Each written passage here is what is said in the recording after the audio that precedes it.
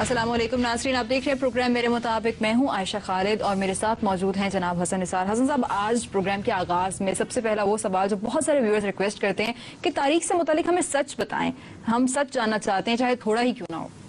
سچ تو اتنے ہیں کہ ایسے 10,000 پروگرامز میں بھگتائے نہیں جا سکتے، لیکن بر صغیر کے حوالے سے میں نے پچھلے دنوں لکھا ہے کہ یہ ہمیں انڈیا میں بھی یہی گند ہے. ہمیں یہ بتایا جاتا ہے کہ انگریز بہت چالاک، عیار اور مکار تھا.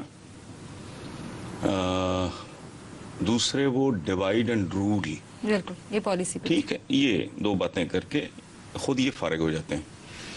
اب حقیقت دیکھو کہ آج نام نہاد آزادی، سو کالڈ آزادی ملے 65-66 برس ہو گئے. بالکل یہ بات کرتے ہوئے میرا دل کرتا ہے میں باہر جا کے کہیں ڈوب مروں. فیکٹس اتنے بھیانک ہیں. مثلا ویری انٹرسٹنگ کہ انگریز کا رقبہ تھا انگلینڈ کا 50,356 مربع میل، اور بر صغیر کا کتنا تھا؟ 10,78,000. کوئی کمپیریزن نہیں. کوئی کمپیریزن نہیں. یہ 5% بھی نہیں بنتا. اس کے علاوہ لاکھوں مربع میل پہ مشتمل پرنسلی سٹیٹس تھیں. باقی ان کی کالونیز کو گولی ماریں آپ. یعنی وہ 50,356 مربع میل کا ملک، آپ 10,78,000 باقی لاکھوں پرنسلی سٹیٹس. اچھا، اب آؤ آبادی کی طرف. وہ 7 سمندر پار سے آئے اس چھوٹے سے جزیرے سے. ان کی آبادی تھی 1,66,00,000. ٹھیک. بر صغیر کی آبادی تھی 20 کروڑ پلس، کئی گنا زیادہ. کوئی کمپیریزن نہیں ہے. اور چند ہزار انگریز آیا، اور یہ کیا کہتے ہیں؟ جھوٹ بولتے ہیں. انہیں شرم نہیں آتی. یہ جو ہم بھگت رہے ہیں نا آج، وہ بھی اسی طرح بھگت رہے ہیں. ہندوستان میں بھی کچھ سکھ سکون نہیں ہے. سب سے بڑی ڈیموکریسی ڈھکوسلا ہے. وہ کتاب ہے گینگ لینڈ ڈیموکریسی. وہ سارا بھید کھل جاتا ہے، پڑھ کے سمجھ آ جاتی ہے کیا. اب جھوٹ بولا ہے انہوں نے کہ جی ہم وہ بڑے مکار تھے. وہ تم لدڑ تھے، تم جاہل تھے. اور تم میں چند لاکھ بھی 20 کروڑ میں سے اس طرح کے ذہین لوگ نہیں تھے جو ان کا بندوبست کر لیتے. تم کہتے ہو سازش کی. او بھائی، سازش نہیں، اسٹریٹجی تھی. اگر میں آپ کو پسند کرتا ہوں تو میں کہوں گا عائشہ بہت سمارٹ ہے، ٹھیک ہے. اگر میں ناپسند کرتا ہوں تو میں کہوں گا بہت عیار ہے، بہت چالاک ہے. there is a very thin line. آپ کیا سازش. اچھا، پھر کیا ڈیوائیڈ اینڈ رول. یہ نہیں بتاتے کہ جی بنو امیہ کو انگریز نے لڑوایا تھا. وہ جو جنگ و جدل ہوئی بنو عباس، پھر ان دونوں کے درمیان ظہیر الدین بابر کو اس کے چچاؤں نے جب وہاں سے مار مار کے نکالا ہے فرغانہ سے، وہ انگریز نے نکلوایا تھا. سلاطین دہلی جو ایک دوسرے کی گردنیں مارتے رہے، اس میں بھی انگریز کا کوئی رول تھا. ہمایوں کو اس کے بھائیوں نے چین سے نہیں بیٹھنے دیا. پھر شیر شاہ سوری اس کو لڑ گیا. بابر ابراہیم لودھی کو پڑ گیا، وہ بھی مسلمان، وہ بھی مسلمان. کس نے لڑوایا ان کو؟ حضرت اورنگزیب عالمگیر. باپ اندر بھائیوں کی گردنیں مار دیں، جھوٹ بولے ان کے ساتھ، دھوکہ دیا بھائیوں کو بھی، اور پھر بالآخر ان کی گردنیں اتار دیں. وہ انگریز نے لڑوایا تھا. وہ خدا کا خوف کرو بھائی. بکاؤ تھے. اپنا اور اپنے ملک کا مفاد کبھی انہوں نے ایک نہیں سمجھا. یہی حال آج بھی ہے. ان کا مفاد اور ہے، ان کے ملکوں کا اسی لیے ان کے کھربوں ڈالر باہر ہیں، اسی لیے ان کی جائیدادیں باہر ہیں، اسی لیے یہ دھڑا دھڑ وہاں خرید رہے ہیں. یہ بنیادی طور پہ اعلان ہے اپنے ملک کے مستقبل پہ عدم اعتماد کا. ہمارے ہاں وہ لائلٹی آج بھی نہیں ہے. جس بے وفائی اور بے شرمی اور ڈھٹائی، وفاداریاں تبدیل کرنے والا وہ جو ایک سلسلہ جو آج تک جاری ہے. کل پرویز مشرف کا گن گا رہے تھے، ان کے بھانڈ بنے ہوئے تھے، آج ان کے مراسی بنے ہوئے. کوئی شرم حیا نہیں، تب بھی نہیں تھی. کوئی ایک میر جعفر میر صادق نہیں ہے. یہ غریب تو دو بدنام ہو گئے نا آپ نے. یہ سارے ہی ایسے تھے. یہ جتنے آپ کے فیوڈلز، جاگیردار، سرمایہ دار اور بڑے بڑے گدی نشین، یہ کون لوگ ہیں؟ ان کی انگریزوں کے ساتھ خط و کتابت ساری ریکارڈ پہ موجود ہے.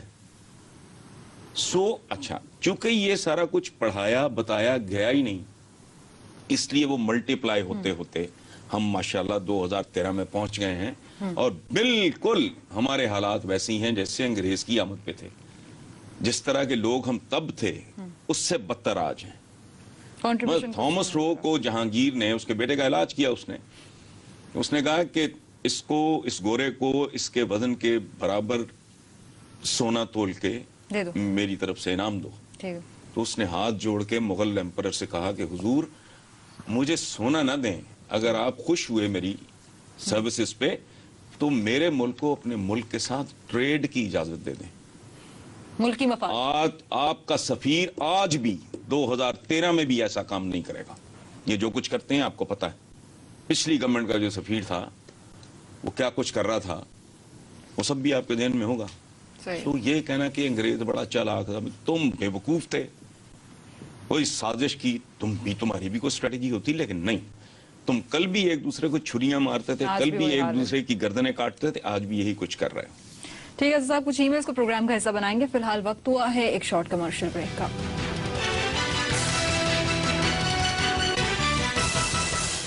بریک سے واپسی پہ حسن صاحب ان بے شمار ای میلز کا ذکر کرنا چاہوں گی. نام میں لے نہیں سکتی کیونکہ بہت زیادہ ہیں. گلہ کیا آپ سے ٹویٹر پر بھی کہ جس دن آپ کو پروگرام تھا اس دن چرچ بلاسٹ ہوا پشاور میں، آپ نے اس کا ذکر ہی نہیں کیا. مجھ سے بھی گلہ کیا کہ سوال کیوں نہیں پوچھا. نہیں، آپ ایکسپلین کر دیتے ہیں. اصل بات یہ تھی، میں نے خود ہی آپ کو منع کیا تھا کہ اس پہ بات نہ کرنا. اس کی وجہ ہے شرمندگی اور ندامت. ہم کو پشاور پولیٹیشین تو ہے نہیں کہ یہ ڈرامہ کریں، مذمت کر رہے ہیں اور بڑا بہت افسوس ہے. تو وہ موضوع میں سچی بات ہے، میں اب بھی اس پہ میں شرمندہ ہوں. بس میں اپنے آپ سے شرمندہ ہوں، میں اپنے مسیحی بھائیوں سے شرمندہ ہوں، میں ساری اقلیتوں کے سامنے شرمسار ہوں، میں قائد کی روح کے سامنے، میں آقا کے سامنے شرمسار ہوں. میں نادم ہوں اس بات پہ. میں کیا اس پہ بات کرتا ہوں. حسن، لوٹ مار کا جو سلسلہ ہے وہ اب پھر سے دیکھنے میں آ رہا ہے. ہر دوسری ٹی وی پروگرام میں ہم دیکھتے ہیں کہ داستانیں دوبارہ سے شروع ہو گئی ہیں. دیکھیں، کسی نے بڑا خوبصورت تبصرہ کیا ہے کہ پیسٹری چوری کرنے والے چلے جاتے ہیں تو پوری کی پوری بیکری لوٹنے والے آ جاتے ہیں. یہ جو میں ابھی انگریز کی آمد کے حوالے سے جو ماتم کر رہا تھا اس میں بھی یہی رویہ ہے. تب بھی رویے ذات کے گرد گھومتے تھے، خاندانوں کے گرد گھومتے تھے. عوام کا نہ پہلے سوچے، ہماری ٹریڈیشن ہی نہیں ہے. دوسری ایک دلچسپ بات میں آپ کو بتاؤں، ہم آپ بھی تو زندہ ہیں نا، اور الحمدللہ بڑے اچھے طریقے سے زندہ. ٹھیک ہے، میں نے کبھی مجھے کسی ایک دوست نے کوئی آفر کی تو میں نے کہا نہیں یار، میں یہ کام ویسے تو میں کر دیا کروں گا. کسی ایڈورٹائزنگ ایجنسی کی طرف سے وہ آئے، میرا کلاس فیلو، تو میں نے کہا میں ویسے کر دیا کروں گا، میں نے کام نہیں کرنا، چونکہ میرے پاس اللہ کے فضل و کرم سے اپنی ضرورتوں سے زیادہ ہے. پیٹ بھر جاتا. میں نے کہا ہاں. تو میں نے کہا لیکن یہ کہیں بات ہو تو یہ بتانا کہ یہاں ایسے لوگ بھی اس معاشرے میں موجود ہیں جنہیں حرام تو دور کی بات ہے، حلال بھی ضرورت سے زیادہ نہیں چاہیے. ٹھیک، ہمارا یہ رویہ اس لیے نہیں ہے کہ ہم کوئی اولیاء ہیں یا کوئی ولی ہیں یا کوئی بڑے نیک اور پارسا لوگ ہیں. نہیں، گناہگار لوگ ہیں، لیکن ہم ہیں پرندے، چھوٹے چھوٹے پرندے. کبھی بیا دیکھی ہے آپ نے، یا وہ جو ہمنگ برڈ ہوتا ہے اتنا سا، ہم وہ پرندے ہیں، صاف ستھرے چھوٹے چھوٹے پرندے. 2-4 دانے ان کا چگا، پیٹ بھر گیا. یہ ہیں ڈائناسورس، ان کی ہیں اوجڑیاں. یہ پورا ملک کھا کے نہیں بھرتی. ہوس کی کوئی حد نہیں ہے. اس کی وجہ ہے اکنامکس کا ایک اصول ہے کہ مطلب ایک حد آ جاتی ہے. مطلب شدید پیاس میں آپ کو پہلا گلاس پانی کا بڑا قیمتی، دوسرا، تیسرا، چوتھا کوئی پلانے کی کوشش کرے گا، آپ ہاتھ جوڑ دو گے. لیکن یہ اپلائی نہیں کرتا پیسے پہ. پیسہ ایک ایسی چیز ہے کہ جتنا جاتا ہے اتنی بھوک مزید بڑھتی ہے. سو یہ حریص ہیں صدیوں کے. ان کے اندر کی جو صدیوں کی غربتیں ہیں، بھوک اور ننگ، ان کی روحیں بھوکی ہیں. پیٹ بھوکا ہو تو بھر جاتا ہے، پیٹ بھوکا نہیں ہو، روح بھوکی ہو تو وہ نہیں بھرتی. سو ان کا علاج کچھ اور ہی ہے. وہی جو میں لکھ رہا ہوں مسلسل کافی دنوں سے، کہ کوئی مصطفیٰ کمال، اللہ پاک اس ملک پہ رحم کر دے، کوئی مصطفیٰ کمال آ جائے. یہ الٹے لٹک رہے ہوں لائنوں میں नीचे इनके चेक बुक्स पड़ी हूं कि साइन कर दो तो मैं सीधा कर देंगे, और इनको 10-20% छोड़ भी दिया जाए। लेकिन अब ये जो स्कैंडल्स आ रहे हैं कि वो धड़ाधड़ जायदादें खरीदी जा रही हैं, वो दुबई में, इंग्लैंड में, ये वो लोग चीख रहे हैं, लेकिन खैर है, इनको जल्दी है तो पता नहीं कल क्या हो जाना है। बिल्कुल, ये लैक ऑफ फेथ है अपने मुल्क में, अदम एतमाद का ऐलान है। हाँ, आबिद हैं आपके कॉलम में, कहते हैं आपने जिक्र किया कमीनी सी खुशी जब महंगाई बढ़ती है। खुशी तो खुशी होती है, कमीनी खुशी क्या होती है? कमीनी सी खुशी इसलिए कि इसमें जब महंगाई बढ़ती है तो लोगों का दुख बढ़ता है, उनकी तकलीफें बढ़ती हैं। ठीक है, जब इन्फ्लेशन बढ़ती है, महंगाई बढ़ती है, कीमतें बढ़ती हैं, तो लोगों के दुख बढ़ते हैं।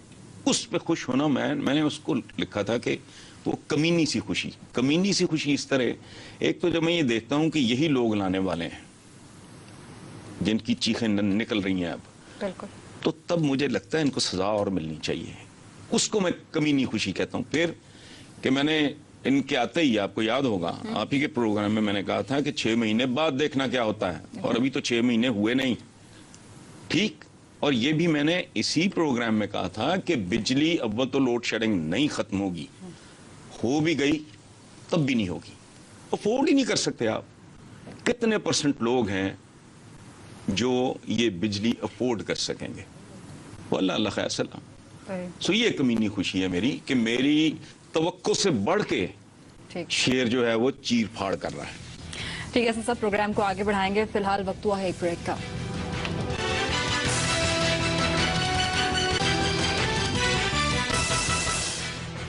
ब्रेक से वापसी पर हसन साहब अरसलान की ईमेल का जिक्र करते हैं, कहते हैं कि आप कहते रहे हैं कि इमरान खान को केपी की गवर्नमेंट से बचना चाहिए था, लेकिन अब तो बैनुल अक़वामी नशरियाती इदारे भी कह रहे हैं कि केपी की गवर्नमेंट इमरान खान के मुंह में गर्म आलू की मानंद है। मुंह में गर्म आलू आ जाए ना तो वो तो आदमी उगल सकता है, उससे जान छुड़ा सकता है। ये उससे आगे का केस है। मैंने तो लिख के कहा था कि केपीके की गवर्नमेंट ट्रैप है। ठीक है, मियां नवाज शरीफ साहब ने वो एक 30 से 2-3 शिकार किए। एक तो फजलुर रहमान साहब को एम्बेरस किया, शर्मिंदा किया कि भाई हम तो बड़े कोऑपराइट और बड़े बासूर लोग हैं। बिल्कुल, इमरान का दूसरी तरफ इमरान को घेर लिया। अब कहानी ये है कि ये समझ आ जाएगी उसको, लेकिन वो लड़ाई के बाद वाला मौका है ना, कहते कि जो ये बाद में याद है उसको फिर अपने मुंह पे मारना चाहिए। मेरे तमाम तर रोकने के बावजूद, आर्गुमेंट के बावजूद, इमरान खान ने दलदल में छलांग लगा दी है, और दुनिया का बेहतरीन स्विमर भी जो है वो दलदल का दरिया पार नहीं कर सकता। अब अगर कोई मुआवजा हो जाए तो मुझे बहुत खुशी होगी, लेकिन मुआवजों के जमाने गुजर गए हैं। ठीक है, हसन साहब मेरे सवाल की बारी है। आज आप मुझे बताएं, खूबसूरती क्या चीज है? खूबसूरती बुनियादी तौर पे नाम है तवाज़ुन और तनासुब का। तवाज़ुन और तनासुब, पूरी कायनात, इसका सारा हुस्न ही ये है। अगर सूरज अपनी जगह से हिल जाए, जमीन घूमना बंद कर दे, दोहरा घूमती है ना, ऐसे भी घूमती है और ऐसे भी घूम रही होती है, इनमें से कोई एक हरकत छोड़ दे। जब आप चलते हो और चलते हुए को जब कोई आदमी गिरता है तो उसकी चाल के हुस्न में रखना आता है। जब लड़खड़ाता है ना तो वो गड़बड़ होती है, कोई बैलेंस लूज करता है। बहुत खूबसूरत चाल हो किसी की तो उसकी एक टांग 1 सूतर कम कर दो, या हील पहना के 1/10 ऑफ एन इंच एक हील काट दो, उसकी सारी चाल ठीक। सोफिया लॉरेंस से लेके मधुबाला तक ये दुनिया के हसीन तरीन चेहरे हैं। जरा चश्मे तसव्वुर से देखो कि आपने सोफिया लॉरेन के होंठ मधुबाला के चेहरे पे लगा दिए, या मार्लिन मनरो की आंखें आपने कोई ABC कोई नाम ले उसके चेहरे पे लगा दी। संतोष साहब जैसा हसीन आदमी मैंने रियल लाइफ में भी नहीं देखा। संतोष कुमार जो पाकिस्तान के पहले मेगा स्टार थे, स्क्रीन पे भी नहीं देखा। लेकिन अब तसव्वुर करो, ग्रेगरी पेक उनका बहुत बड़ा एक सुपरस्टार था, दिलीप साहब हिंदुस्तान के, अच्छा ये अपनी अपनी जगह पे बहुत चार्मिंग तरीन शख्सियात। अब तसव्वुर करो कि संतोष साहब की आंखें दिलीप साहब के चेहरे पे रख के देखो, उनके होंठ या उनकी नाक ग्रेगरी पेक, ठीक है اپنی جگہ پہ پرفیکٹ. یہ توازن اور تناسب کا نام ہے خوبصورتی. اور خوبصورتی فکر کی بھی ہو, سوچ کی بھی ہو, اس میں بھی توازن اور تناسب. یہ جو ہمیں ہمارے اسلاف نے بتایا نا, نہیں خوبصورتی تو بہت بڑی ٹرم ہے نا جی. انسانی چہرے ہی تو خوبصورت نہیں ہوتے. آبشار بھی بڑی خوبصورت ہے, جنگل کا اپنا حسن ہے, صحرا میری بہت بڑی فیسنیشن ہے, مجھے ڈیزرٹ بہت پسند ہے. ٹھیک, اس کا ایک اپنا حسن ہے, اس کا ایک اپنا جلال, ایک اپنا جمال ہے. پہاڑ کی اپنی ایک خوبصورتی ہے. ٹھیک ہے نا, صحراؤں, دریاؤں, یہ ساری چیزیں, رویے, انسان کے اعمال, سوچنے کا, غور و فکر کرنے کا طریقہ, اس میں بھی خوبصورتی. تو بنیادی جو کی ورڈ ہے, یہ تو ہو سکتا ہے کہ سٹینڈرڈز مختلف ہوں خوبصورتی کے, کہیں کس طرح کا رنگ پسند کیا جائے, کہیں کس طرح, یہ تو ہو سکتا ہے, لیکن ایک چیز جو کامن ہوگی وہ ہے توازن اور تناسب. حسن صاحب ارشاد ہیں فیصل آباد سے, اب سے کامنٹ چاہتے ہیں پرویز الہی صاحب کی سٹیٹمنٹ پر, جنہوں نے کہا ہے کہ ووٹی نے وسنا ہوئے تھے 3 مہینے پتہ لگ جاتا. اچھا, بڑی دلچسپ. اس طرح کی باتیں تو ویسے چودھری شجاعت صاحب کیا کرتے ہیں. پرویز صاحب کی بات اپنی جگہ پہ درست ہے, لیکن میں اس سے ایک قدم آگے جاؤں گا. انہوں نے کیا کہا کہ ووٹی نے بسنا ہے, یعنی بسنا ہو تو پہلے 3 مہینے نہیں, میرا خیال ہے نکاح سے پہلے پتہ لگ جاتا ہے کہ یہ بسنے والی ہے یا نہیں. اچھا, جیسے اس حکومت کے آنے سے پہلے میں چیخ رہا تھا یہ برباد کر دیں گے, یہ تباہ کر دیں گے, یہ رول کے رکھ دیں گے تم لوگوں کو. میرا ان کے ساتھ ذاتی معاملہ, مجھے پتا ہے یہ بڑی لیٹ ہے بھائی, وہ لیٹ نکالنی ہے سارے. اچھا, جو اس طرح زیادہ سہنا ہوگا اس کو شادی سے پہلے پتہ لگ جائے گا کہ یہ بسنے والی نسل ہے یا نہیں. ٹھیک ہے, ٹھیک ہے, شعر کی طرف آتے ہیں. شعر ہے جی, سفر زیست کا کیا پوچھتے ہو کیسا ہے. زیست زندگی کو کہتے ہیں. چونکہ ہمارے بچے بہت سارے انگلش میڈیم ہونے کی وجہ سے نا, میرے اپنے بچوں کو میرے پڑھا نہیں جاتا کالم. سفر زیست کا کیا پوچھتے ہو کیسا ہے, میں نے بچپن سے بڑھاپے میں قدم رکھا ہے. یہ بے شمار باقی لوگوں کی طرح ہم پہ بھی جوانی نہیں آئی, بس دستک دے کے چلی گئی. سو بچپن سے سیدھے بڑھاپے میں آئے. بہت خوبصورت. حسن صاحب, اس کے ساتھ ہی پروگرام کا وقت ختم ہو جاتا ہے. ناظرین اپنے فیڈ بیک سے ہمیں ضرور اپڈیٹ کرتے رہیے. MMHD.TV پر اپنا بہت خیال رکھیے. خدا حافظ.